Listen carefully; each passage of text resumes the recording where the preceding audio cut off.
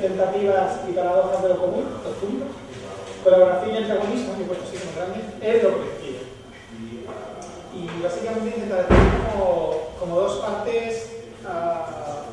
Intentaré que sean bastante ligeras leves, me encomiendo a la Virgen, que me permita hacer eso, y intentaré explicar qué quiere decir esto del título y algunos de los conceptos o elementos que últimamente estoy trabajando con otras personas, sobre todo a partir de la plataforma Transductores, y después como que intentaré traducirlo, que es lo que es salto mortal, a un caso práctico, ¿no? Un proyecto, mejor dicho, una iniciativa, aunque tendríamos que decir una tentativa, en la que precisamente la colaboración y el antagonismo va a surgir por muchos flecos, y en que lo interesante era cómo se estaba distorsionando y poniendo en tensión este concepto de lo común como algo que no puede estar cerrado, clausurado o resuelto desde un punto de vista ya predeterminado, ¿no? Entonces me interesa un poco eso, casi como un ejercicio exploratorio, porque yo ya digo y me identifico que no soy de la escuela procomún, de hecho al revés, no me identifico con esa escuela del todo, pero sí que entiendo que hay ciertas nociones que nos ayudan a regresarnos. De hecho, si hay alguna escuela, entre comillas, con la tendencia, me identifico más, claro, con educación popular, con ciertos movimientos de pedagogías incluso feministas, que es curioso porque ciertas autoras feministas de los años 90 y finales de los 2000, y por aquí Irene Desvalvar también lo ha investigado mucho, son autoras que critican a Paulo Freire, y esto es como muy interesante, porque Paulo Freire al final de su vida admitió que él era un gran marxista, pero que la poca gente que le había criticado y que había intentado construir un diálogo y una relación con él, criticado de forma constructiva, claro está, era una tendencia de feministas pedagogas estadounidenses, americanas, pero con perfiles entre lo que eran los feminismos de la diáspora o investigadoras que pensaban en raza, en etnia, de formas bastante complejas. Yo creo que eso es como interesante, ¿no? Porque muchas veces hablamos de educación y de Freire y nos olvidamos también de en qué momento habla Freire, porque habla en el 72 de pedagogía del oprimido. Pero claro, esa dialéctica marxista, para bien o para mal, tiene ya sus huecos, sus refracciones, sus reacciones, y también existe una literatura para refrendar este argumento, pues que ha conversado y ha generado otro tipo de imaginario sobre lo que es la educación y lo pedagógico. Entonces, casi ya me sitúo más allá, no voy a dar muchos referentes, pero sí que lo pongo un poco para que lo tengamos en cuenta. Y la verdad que cuando Rafa me invitó fue un poco raro, porque vi el programa y dije, joder, los tres que hay, me siento más a gusto en el primero o en el segundo, hablar de obsolescencia, del tema de educación alternativa, porque son como temas que he trabajado, que en el tercero, que tenía más que ver con implicación, trabajo colaborativo, etc. Pero después dándole vueltas pensé, bueno, la verdad es que sí, pero al mismo tiempo, Transductores como plataforma, hemos investigado mucho sobre prácticas colaborativas y de hecho lo que hemos intentado es buscar puntos ciegos de la colaboración y la práctica cultural a través de otras producciones, ¿no? No coger la tradición más de historia del arte, de la expansión del arte público o del arte comunitario, sino irnos a otras tradiciones más de este feminismo pedagógico para ver cómo entre las contradicciones y los huecos de la pedagogía crítica de este estilo y de la producción cultural se pueden encontrar otros escenarios emergentes y al menos si no, otros polos donde discutir sobre lo común, ¿no? Es algo que aunque Pedro ya, supongo que ayer y por lo que nos conocemos, ya introdujo concepciones de los cruces entre común y educación, y procomún mejor dicho, yo andaré como en ciertos elementos que me interesan sobre la construcción colectiva, ¿vale? A lo mejor al principio puede ser como una reflexión muy filosófica, pero intentaré aterrizarla a una práctica específica con todas sus contradicciones y cruces que hubo en el mismo proceso. Bueno, espero hacerlo como en media horita rápido porque lo que sería más interesante es que a partir de ahí vamos a la discusión. Como veis lo he puesto en rosita, para que esté en buen rollo, rosita fusia, y me interesa mucho la solapación de las dos imágenes que tengo. La de arriba es el mercado de San Roque, que de hecho después os explicaré, es el proyecto sobre el que trabajamos en Quito, y que es la típica imagen prototípica, sacada además con un filtro de móvil de tercera o cuarta generación, y que sería la típica imagen que es un Flickr en Facebook del eurocéntrico cuando va a Quito. Y me parece bastante interesante porque es un mercado, tiene una guardia de seguridad, está en movimiento, y esa idea del informalismo que los europeos cuando vamos a Latinoamérica la primera vez como que nos choca mucho y nos deslumbra. Y abajo es la idea de la cartografía, ¿no? Los más clásicos de cartografía, que es una brújula que indica el norte y que es un compás o un diapasón, que es como esa generación de proyectar sobre la realidad, que tiene mucho que ver con ese pensamiento de siempre con los mapas de intentar captar. Entonces creo que en la idea de la paradoja de la común siempre está esa tensión entre cómo vemos las cosas y cómo diseñamos lo común, ¿no? Y qué herramientas tenemos. Pensar que un mapa no es neutro, que una fotografía no es neutro y que no implica una política de lo común, creo que es una cosa bastante naif y que se ha trabajado mucho en políticas de representación, pero es curioso que esa tensión no emerja más profundamente en discusiones sobre la política de lo común, ¿no? ¿Qué herramientas tenemos? ¿Cómo se representa? ¿Y qué quiere decir esas narraciones? Como algo a discutir políticamente, ¿no? Dicho eso, que es como la primera arena que suelto así, como la arena Millet, planteo esto, ¿no? Que la colaboración tiene que ver con el colectivo de lo común, pero, como he dicho antes, como unos términos en tensión, ¿no? No planteo la colaboración como un fin, como un resultado y como una panacea, sino que lo intento pensar como una pulsión en la que, a partir de complejidades, es más interesante repensar qué está pasando en el entramado social. Porque ahora lo participativo y lo colaborativo es como una especie de mantra, ¿no? Todo el mundo habla de qué es la participación, que decía Bishop hace tiempo, en una idea que tenía sobre antiparticipación.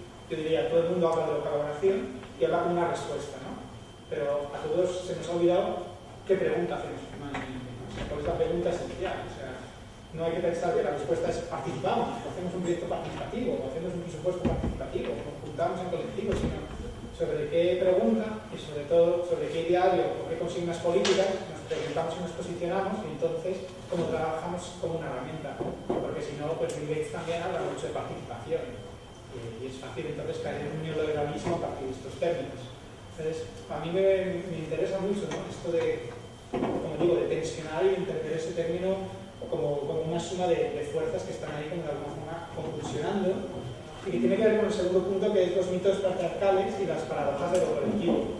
Mitos patriarcales, que no es un término mío, sino de una pedagoga que es Elizabeth Besworth, que viendo la teoría fílmica, pero también de cosas de postcolonialismo y de políticas de imagen, escribe un artículo muy interesante que más o menos analiza cuáles son los flecos o los huecos de la pedagogía crítica. Y me dice que muchas veces proyectan unos mitos patriarcales que pueden frustrar o que pueden de alguna forma neutralizar la política de diferencia que hay en un grupo. Entonces ella dice, por ejemplo, el mito de Darwin, ¿no? ¿Qué quiere decir esto de Darwin? Pues que los críticos se ponían a escribir en los 90. ¿A qué dar la voz a los estudiantes? ¿A qué dar la voz a los estudiantes? Y ella dice, pues bueno, ¿y qué es dar voz? ¿Y dónde está el estudiante? ¿Y qué mito hay detrás de dar voz? ¿Y cómo se expresa? ¿Y cuál es la identidad de esa voz? ¿Es un estudiante blanco, el negro, el chicano, el queer? Todo eso nunca se ve, son contradicciones, son mitos patriarcales en el sentido de que están ahí trabajándose y todos nos lo imponemos, ¿no? Cualquier proyecto colaborativo normalmente tiene esa palabra. Por un lado, la voz y su prima hermana, que es más nefasta, que es empowerment y que se llama empoderamiento y que además desgraciadamente es un término anglosajón que es muy divertido, ¿no? ¿Por qué? Porque ya estamos hablando de una geopolítica del conocimiento, ¿no? Ahora juego es empowerment. Estás ahí por la calle no sé qué, te viene un innovador social, te da una libretita, un post-it y has subido un proyecto de Facebook que te ha empoderado. Yo pensaba que me estaba haciendo una encuesta. Pues me han ponderado y tú sales súper contento porque ese día eres más autónomo en tu vida. Al menos así en el Facebook. Entonces, los mitos del empoderamiento, de quién da poder a quién, de quién controla el dispositivo del poder, que hay textos feministas que hablan de que cualquier proceso de ponderamiento es un proceso de desempoderamiento. Si nos ponemos en un sentido Foucaultiano, pondría Pedro de la primera etapa. Lo que tenemos es que toda relación de poder conlleva una relación de resistencia, pero toda la relación de poder conlleva un flujo y un dispositivo, conlleva una exclusión y una inclusión, conlleva una alteridad. Por lo tanto, cuando yo elijo trabajar con una comunidad para empoderarla, estoy excluyendo otra comunidad, estoy eligiendo unos dispositivos que generan un grupo homogéneo sobre el que voy a trabajar. Esos procesos de empoderamiento se tendrían que de alguna forma de construir o analizar críticamente para pensar qué sistemas, inclusiones y exclusiones produce el poder. Porque dar poder también produce exclusiones. Que parece una paradoja, pero es así. O sea, cuando hago la metáfora más sencilla, delegar el poder en un partido, en un parlamento, que es el poder de la democracia representativa, se supone que esto es democrático y da poder a la ciudadanía. Pero produce exclusiones, porque quien está en el parlamento es alguien que no es la ciudadanía, ¿no? Alguien no es de 15M, o de Congreso, que es el maquilote, etc. Total, para decir esto, lo que vengo es que estos mitos patriarcales generan constantemente paradojas. Y paradojas en lo colectivo no quiero decir paradojas en el sentido frustrante, por lo que, sino las paradojas entenderlas como momentos constructivos, productivos, es decir, trabajar con nuestras propias paradojas como elementos, como personas y como proyectos puede ser interesante a la hora de repensarnos dónde estamos y no simplemente generar mitos que actúan en el que todos somos horizontales, todos somos iguales, todo el mundo habló por igual, fue una asamblea donde no hubo ningún problema, o fue un proyecto participativo al 100%. Entonces esos mitos se generan ya muchas narrativas, generan mucha prensa de segundo orden, no prensa en el sentido de la prensa escrita, sino de narrativas en blogs, o en catálogos, o historiadores del arte, críticos que escriben sobre eso. Yo también estoy en ese mundo, cuidado, ojo, ahí está la paradoja. Y estos mitos a veces neutralizan más los conflictos y la diferencia que ayudan. Entonces yo creo que sería también interesante un poco romper eso, ¿no? Como el mito de la asamblea. Todo el mundo piensa que si estamos en la asamblea todos vamos a hablar por igual. Cuando el que mejor se articule y convenza a los demás, se llevará el gato al agua. Por lo tanto, la asamblea habría que hablarla como un espacio paradójico. ¿Vale? O sea, yo no estoy quitando la asamblea, pero estoy pensando cómo replantearla a partir de sus paradojas. ¿Se entiende como la línea de pensamiento? Vale, y eso es, en este fondo lo que quiere decir es que lo colectivo es una tensión constante entre antagonismo y colaboración, entre trabajar por, que eso es colaborar, en italiano, en latín, o sea, producir un beneficio con alguien. Beneficio puede ser a nivel de un input económico, pero puede ser simbólico, puede ser una negociación, etc. Entonces también es bastante interesante que cuando colaboremos nos planteemos qué beneficio en una situación económica, que no quiere decir que sea capitalista únicamente, se genera. O para decirlo de otra forma, ¿qué negociación previa existe para que alguien se ponga a colaborar? ¿Sabe qué beneficios se están trabajando? ¿Existe una situación no solo de reconocimiento de esos beneficios, sino de distribución de esos capitales? ¿O no? No es simplemente vamos a trabajar porque es bonito, sino vale, pero ¿bajo qué condiciones? ¿Y cuál es la economía? O por decirlo de otra forma, cuál es la línea de gobierno que va a marcar esa economía a la hora de trabajar conjuntamente. Porque a lo mejor tú estás entrando porque piensas que hay un beneficio X y un Y y es mentira. Y luego el proceso además es una lucha política sobre que no tenemos la misma concepción de los beneficios que vamos a sacar de ahí. Y eso que parecería un argumento súper utilitarista, en el fondo viene a hablar de cuál es la economía política de una colaboración. ¿Vale? Y antagonismo sobre todo porque cualquier complejo social cuando se trabaja en lo colectivo no puede dejar un acuerdo unificado, un centro como una neutralización de la diferencia. Antagonismo en el sentido de que el antagonismo es casi, entre comillas, connatural o instituyente a un proceso colectivo. O sea, que haya una diferencia es algo que tiene que ser connatural, y si no existe, también es interesante replantearnos qué pasa, porque seguramente se estará neutralizando el antagonismo o se está derivando en otras capas. Digo esto porque entonces lo colectivo debería ser una suma de esta tensión entre antagonismo y colaboración, con un toma y daca, en que a lo mejor es necesario colaborar y es necesario también que haya momentos de antagonismo. Es necesario que haya momentos de mínimos acuerdos, pueden ser estratégicos, puede ser porque el cuerpo social del grupo lo necesita en un momento dado, puede ser que a nivel estratégico el acuerdo es que vamos a corte inglés, porque no hay antagonismo en el grupo, pero puede ser que a lo mejor alguien diga que no quemamos porque 12 manos sobre escuadra y nos pega, pues se pasa en 15 años, pero al final pegaron una parte, ¿no? Entonces es interesante porque también habría que reconocer, por decirlo de otra forma, esto habla mucho mi colega Aida Sánchez de Sergio, que el antagonismo no es tanto esa idea o ese constituyente de una fuera, de una alteridad. Yo soy antagónico en contra de algo que hay fuera, o sea, para decirlo muy claramente, yo no soy antagónico respecto a que existe la cultura de la transición, que se luego como ICN, porque es un ejemplo tan fácil, ¿no? Sino que el antagonismo es una cosa que cruza el interior y la organización del propio grupo. O sea, hay como dos niveles de órdenes de antagonismo que serían de, no sé si la palabra es solapar, pero al menos interseccionar y reversar. Antagonismo como un constituyente del otro, una definición porque no soy ese que generó una oposición, son las teorías más clásicas, pero también, y Chantal Mouffe lo reconoce en algunos textos que son una gran teórica del antagonismo, que el antagonismo también es esa diferencia que cruza los colectivos y esas diferencias posicionalidades, no posiciones, posicionalidades, es decir, cómo me posiciono respecto al otro, que cruzan y que generan también un proceso colectivo. Por lo tanto, muchas veces sucede que muchos movimientos colectivos se sitúan como antagonistas sobre esa fuerza que les constituye. Antagonista contra el museo, antagonista contra la sociedad, antagonista contra el capitalismo. Estoy de acuerdo. Pero veamos también esas luchas internas y fricciones de cómo se desantagoniza, cómo se genera, y pensemos que eso también es un espacio político. ¿De acuerdo? Dicho esto, lo que voy a hacer es, para no hablar de muchas cosas, me voy a sentar un poquillo y voy a intentar como explicar dos elementos de trabajo que me parecen muy interesantes dentro de paradojas productivas, y intentaré explicar un proyecto que no sé si llega a explicar estas tensiones o no, o cosas de las que os he explicado, que si no en la discusión después podemos ir como perfilando, ¿vale? Hay una paradoja muy interesante, que es la idea de las zonas de confort o desbordes, ¿no? Que es en un proyecto hasta dónde estás dispuesto a dejar desbordar. Y esto es muy diferente. Digo proyectos, pero aquí corrijo, tendría que hablar, que de hecho está en el título y no lo he explicado, de la idea de tentativa, ¿no? Que Marina Garcés habla mucho en la construcción de un mundo común. La idea de tentativa con la idea de un intento de, pero no un intento en el sentido fallido, sino de una construcción en la que, como estamos tentando, no sabemos a dónde vamos a llegar. Pero en esa prueba, en esa construcción social, puede construirse algo que no está predeterminado, que es impredecible. Sería muy interesante entonces dejar de hablar de los proyectos como esa idea proyectual, ¿no? O sea, que es toda la política de proyectar una idea que es casi como kantiana, ¿no? Una idea perfecta, una idea, incluso es el ideal platónico, que voy al mundo y voy a ver cómo compruebo cómo sucede. Lo que venimos de pedagogía, pero de gestión y de otros marcos profesionales, se ha criticado mucho esto, o se intenta criticar, pero estamos programados así, ¿no? Presenta un proyecto, y el proyectito, ¿no? Objetivo, misión, público tal, y no sé qué. Que está frustrado porque, claro, esto en el papel queda muy bien, pero en realidad no. Y esa tensión entre la realidad de la política proyectual y el complejo social que no se adapta es realmente lo que siempre está como pulsionando, ¿no? Y entonces sería más interesante hablar de tentativas también para darnos incluso, lo digo así de fácil, el derecho al impasse, ¿no? O sea, a que no pase nada, a que haya un vacío, a que haya algo imprevisible, a que incluso haya frustración y error en el proceso. Claro, eso explicárselo después a mejor.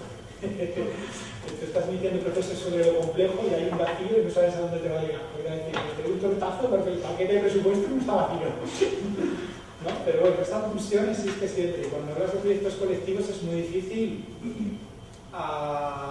saber cuál es el destino.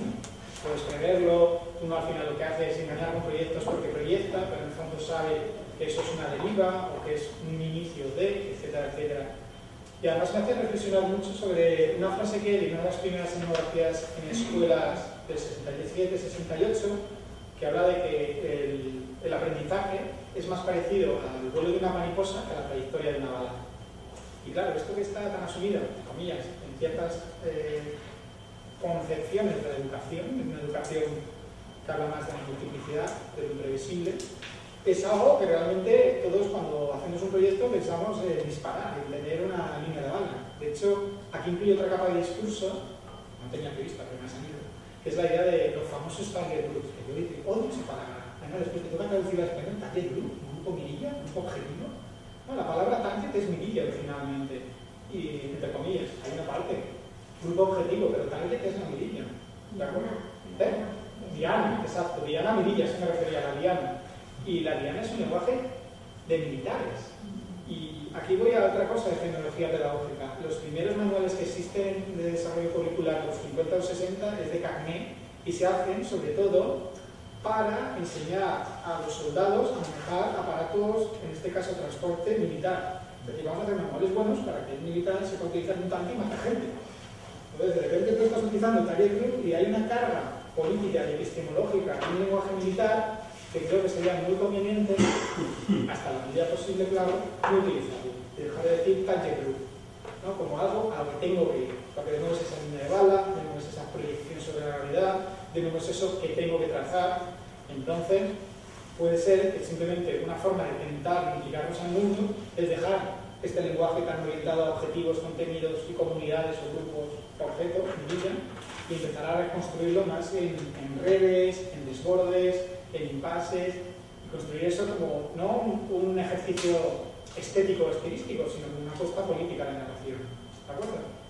Bueno, ya os aventuro que lo que os voy a contar después no está explicado así, pero intentaré poner algún matiz para que sea así. Pero eso es una pequeña paradoja que me parece que es súper interesante. Confort, desborde y unidad al impasse, ¿no? ¿Dónde nos situamos y el por qué? Otra sería la paradoja de la hiperactividad, ¿no? Que tiene mucho que ver con el activismo y la gestión del evento, ¿no? Yo estoy cansado de ir a cosas 15 súper radicales y es todo más lento. Vamos a hacer que unan 15.000 personas y tú, no, sí, o sea, es que parecemos la Fira de Barcelona, pero al otro lado de Barcelona. O sea, hay esta política de macroevento, ¿no? De vamos a hacer cosas que van muy pequeñas, además que vengan 20 personas a hablar, que sean de modelos diferentes, y además que estemos 5 horas hablando. Y eso es la leche. Y tú dices, coño, pues el mismo espíritu de programación que Google. ¿no? O sea, y encima, si hacemos un coffee break y el no sé qué, no sé cuánto, que son las técnicas empresariales más guay. Después de encontrar movimientos sociales haciendo cosas de dinámicas con términos en inglés. Y dices, ¿dónde estoy? ¿Me perdí? Vale. Dices, bueno, ¿no sería interesante un poco reescribir qué es esa historia? ¿No sería interesante ver el cooperativismo de la escuela moderna de Ferrer y Guardia o el cooperativismo de la gestión de montes o el que sea? ¿Qué términos utilizaban? ¿Qué concepciones? ¿Qué cosmovisiones, como se dice en Latinoamérica? ¿Qué formas no solo de ver el mundo, sino de concebir el mundo, de construir realidad? O sea, existe el término, si no me equivoco, sextear, que es trabajo comunitario en el sexto día, que es el sábado, donde la gente limpia los bosques. Ese término existe también más o menos en euskera, que es ausugan, que es un término de trabajo comunitario. Existe en Quito, se llama hacer minga. Lo que pasa es que minga la gente se piensa que es una fiesta y que los ecuatorianos vienen, son unos guarros, hacen cosas raras y hay que tirarles del espacio público. Pero en Quito el término hacer minga es, si necesito hacer la típica mudanza, llamo a mis colegas y después hay una barbacoa. Pero también es que estoy en un barrio autogestionado y tengo que llamar a mucha gente para que me ayude a limpiar la casa de cultura. Eso es hacer minga. Muteiro, por ejemplo, brasileño. Es decir, hay unas concepciones que, si queréis, son epistemologías óparas, ¿no? Es una forma de la Biblia latinoamericana, que generan otra forma de epistemología. Y yo creo que sería muy interesante recuperar eso y dejarnos esta paradoja del hiperactivismo, ¿no? Yo me acuerdo de mucha gente que está orgullosa de dormir pocas horas, que dicen, guau, es que yo solo duermo 5 horas al día, lo estoy mirando todo, no sé qué, no sé cuánto. Y tú dices, Bill Gates hace lo mismo. O sea, será un activista, no hay ningún problema. Y a veces yo me daba hasta miedo de decir, pues yo estoy orgulloso de como de dormir 8 horas con mi chica y joder, qué vergüenza decir esto en Barcelona, ¿no? Porque tienes que dormir 6 porque has estado en unas jornadas antilibertarias, libertarias, como con unas pulsiones ahí, ¿no? De los que intentamos como aplicar el crecimiento, y tampoco lo sabe. Pero bueno, digamos que en conclusión, sería muy interesante pensar eso, ¿no? Pensar qué quiere decir el trabajo a partir de saberes y microeventos, ¿no? Y saberes slow. Saberes que tienen que ver con esto que se llama la soberanía local, pero llevarla a una política de lo soberano, ¿no? Una política de las relaciones, de los ritmos, y sobre todo que eso, en el fondo, conlleve un cultivo de algo, ¿no? Y que puede ser que lo reproductivo, el cultivo, lo comunal, sea más interesante que lo productivo, que la macropolítica del evento, etc. Por ejemplo, en Barcelona, últimamente, tú te coges un fin de semana y si te coges 2 o 3 agendas, ya sean oficiales o alternativas, no sabes dónde ir. Hay tanta oferta, sea anti o ya sea pro, que dices, madre mía, y si no hay oferta, ¿qué pasa? ¿No? Y si no hacemos nada en este sentido, este impasse del que hablaba antes, que es, de hecho el miedo al impasse no es mío, es un término que utiliza también Marina Garcés y que es como muy inspirador, ¿no? Entonces, son como 2 elementos que intentaré a ver si de alguna forma puedo traducir y llevar como a tierra en un proyecto con bastantes controversias, ¿de acuerdo? Voy a hablar de este proyecto, que es un proyecto de transductores que hicimos con un equipo de investigación en el mercado San Roque. Duró, y más o menos todavía está abierto, eso será el epílogo de esta presentación. Duró de noviembre de 2012 a mayo de 2013. Es en Quito, en Ecuador. El contexto, Quito más o menos tiene 1,6 millones de habitantes, más o menos, así de pronto, seguro que son muchos más. Estos son los que están empadronados. Y Quito, la escala de San Roque y ciudad, Quito en el fondo es como una especie de chica, así largo, ¿no? Tiene una parte de valles, para que lo entendáis, y San Roque es como ese circuito que hay en el medio, porque el Quito Centro es un centro colonial, muy bonito, que se quiere transformar para ser turismo cultural, etcétera, etcétera, como ciudad mágica, en el que además Correa tiene mucho interés, de hecho, en que sea así, que la ciudad colonial se genere como un espacio donde van a los turistas, y como Quito está en el medio de todo, ¿no? Entonces Ecuador, Quito, medio, son la excusa. Pues venga, la idea es explotar esta faceta turística progre-democrática de ciertos factores de progresistas de Correa. Y dentro de esto existe el área de San Roque, que era en su momento, 70 y 80, la principal puerta de entrada de indígenas, que van a buscar trabajo a la ciudad por el expolio, claro, de sus economías antiguas, por una situación muy fuerte colonial en el sentido de expolio de la periferia de lo que son las antiguas economías de agricultura y saberes ancestrales, como dicen ellos, y de hecho es la puerta porque hay muchas redes los que se llaman indígenas urbanos, que es como una denominación muy típica de Ecuador, con todas sus problemáticas, que quieren decir de los indígenas que llevan 10 o 12 años en la ciudad, pero muchos de ellos no tienen ni siquiera reconocidos derechos, no están empadronados, no se sabe muy bien qué hacer con ellos, la escuela pública no termina de funcionar, el sistema servicios sociales tampoco lo entiende mucho, es muy difícil encontrar, ahora ya hay más, por ejemplo, mediadores sociales que sean interculturales, es decir, que hablan quichua, y bueno, el quichua es el dominante, o sea, habría que ver cuántos dialectos hablan estos puestas indígenas y cuál es su lengua realmente vehicular, etc. Para explicarse un poco como el manto. El mercado de San Roque, que es donde nosotros intentamos trabajar, os explicaré quiénes son estos nosotros, fue diseñado sobre el 73, cerca del centro, y fue durante 20 años el primer mercado de abastos. O sea, es una especie de mercabarna o mercadonencia, ¿vale? O sea, estamos hablando de casi unos 4.000 trabajadores censados, informales y subalternos pueden triplicar, ¿no? De hecho, el censo no es muy seguro, porque los trabajadores que van por la mañana no van por la tarde, después viene su tío y su madre, etc. Es otra complejidad social. Pero lo que sí que es cierto es que es una zona que puede ser de edificios, entre comillas, de manzana, casi 20.000 metros cuadrados, más todo el contexto del barrio que ha generado diversas economías alrededor del mercado, ¿no?